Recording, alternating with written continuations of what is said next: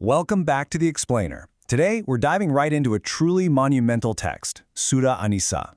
You know, history usually focuses on the sweeping battles, the rise and fall of massive empires.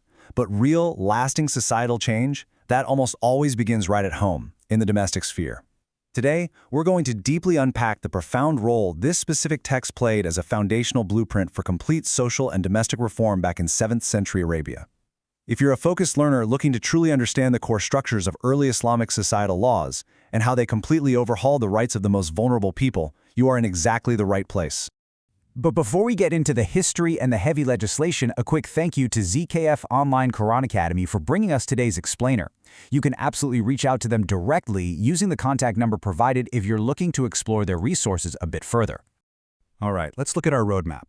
We're covering 1. An introduction to Surah al-Nisa, 2. The post-Uhud social crisis, 3. Protecting the wealth of orphans, 4. Elevating the status of women, 5. Revolutionary new inheritance laws, and finally 6. A charter for social reform. Let's get right into it. Section 1, Introduction to Surah al-Nisa, the scale of revelation. Now this text is classified as a Madani surah, which is actually a really crucial detail. It means it was revealed after the migration to the city of Medina. And that migration? It was a massive transition. The community was no longer just trying to survive persecution in Mecca. They were actively building a new, cohesive society from the ground up. So the focus shifted heavily towards state building and establishing clear laws. We are talking about exactly 176 verses. And to put that into perspective, this isn't just a brief set of moral guidelines or a couple of simple rules of thumb. The sheer length alone really demonstrates its incredible comprehensiveness as a rigorous legislative document. When you're trying to reconstruct the economic and social fabric of an entire community, you need nuance, right? You need strict parameters and you need extensive detail. These 176 verses provided exactly that, acting as the ultimate constitutional backbone for that emerging society. And it's meticulously structured into 24 rukus, or sections. For anyone unfamiliar, a ruku is basically a logical division within the text that groups related verses together by theme. By dividing a massive 176-verse legal blueprint into 24 logical sections, it became highly actionable. Imagine a burgeoning society trying to learn and implement entirely new laws day by day. This organized framework allowed them to establish social justice systematically, absorbing these life-altering reforms piece by piece. Moving on to Section 2. Context, post-Uhud social crisis, the historical catalyst. To truly grasp the power of these verses, we have to ground ourselves in the very real, very human history of that specific time. Because law is rarely created in a vacuum, right? It's forged by necessity. Starting in Shawwal of the 3rd year after Hijrah, the Battle of Uhud takes place. And in the devastating aftermath of that conflict, 70 Muslims are martyred. Take a second and really think about what that means for a tight-knit community in 7th century Arabia. Overnight, it's an absolute societal catastrophe. Dozens of families lost their primary breadwinners simultaneously. Widows and orphans were suddenly left destitute and incredibly vulnerable to exploitation.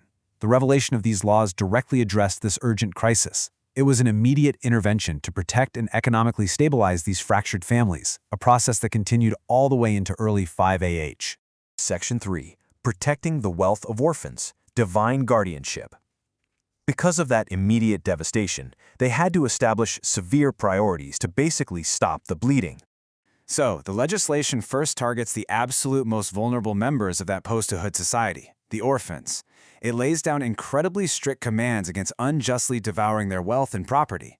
At the time, it was unfortunately pretty common for guardians to exploit an orphan's inheritance, maybe by subtly mixing the orphan's high-quality property with their own lower-quality assets, or just slowly siphoning off funds before the child came of age. This text put a hard stop to that. It established what was essentially a strict 7th century financial audit system, serving as an unyielding warning against financial deceit. Absolute, non-negotiable protection for children who couldn't protect themselves. Section 4. Elevating the status of women, a paradigm shift. And this is where the legislation smoothly transitions from orphan rights into a society-wide revolution. Through these verses, the entire domestic sphere was completely overhauled. We see a highly detailed progression of reform that systematically shifts how the household is governed, how spouses are required to treat one another with mutual respect, and how gender roles are legally defined. It moved the society away from arbitrary, customary practices to a deeply codified system of rights and responsibilities, permanently altering the family unit. The magnitude of this shift is just incredible when you contrast it with what came before. In the pre-Islamic era, the Jahiliyyah, or era of ignorance, women were severely marginalized. They were treated practically as lifeless property, completely lacking fundamental rights or a voice in their own destinies. Surah al-Nisa flipped this entirely upside down. Suddenly, women were granted unprecedented individual respect, their very own property rights, and firm legal standing and agency within marriage. It's a night-and-day difference. Section 5. Revolutionary New Inheritance Laws. Financial Independence. It's so important to realize that this newfound status wasn't just theoretical. It wasn't just a nice moral sentiment. It was cemented into the very fabric of society through hard, revolutionary financial law. The text outlines unprecedented inheritance laws establishing exact, unbreakable legal shares for daughters, mothers, and wives. Think about the profound economic paradigm shift happening here.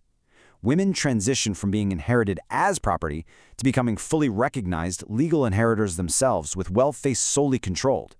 This effectively rewrote the economic power dynamics, guaranteeing financial independence that was completely unheard of in the region at the time. Section 6. A Charter for Social Reform Beyond Domestic Life. When we zoom out from the specific laws of inheritance and guardianship, we really start to see the bigger picture. This text ultimately serves as a definitive, comprehensive charter for social and domestic reform. It wasn't just handing down isolated rules, it was proving that macro-level societal stability is intrinsically tied to micro-level domestic peace. The focus was heavily on internal character building, enforcing mutual respect, and creating a sustainable community out of the tragedy of Uhud. It laid down a foundation where the strong and the wealthy are legally and morally bound to protect the weak and the vulnerable. As we wrap up today's explainer, I want to leave you with a thought to really chew on. How do these 7th century domestic and social reforms reflect on our modern pursuit of human rights and societal values? When you observe that historical leap, from treating individuals as mere property to granting them strict legal autonomy and financial rights, it frames our understanding of the evolution of human rights in an absolutely fascinating way. Thank you so much for exploring this foundational text with me today, beautifully presented by ZKF Online Qur'an Academy. I really hope this structured look at the source material gave you a much deeper, clearer understanding of the profound history within these verses. Keep learning, keep asking those great questions, and I'll see you next time.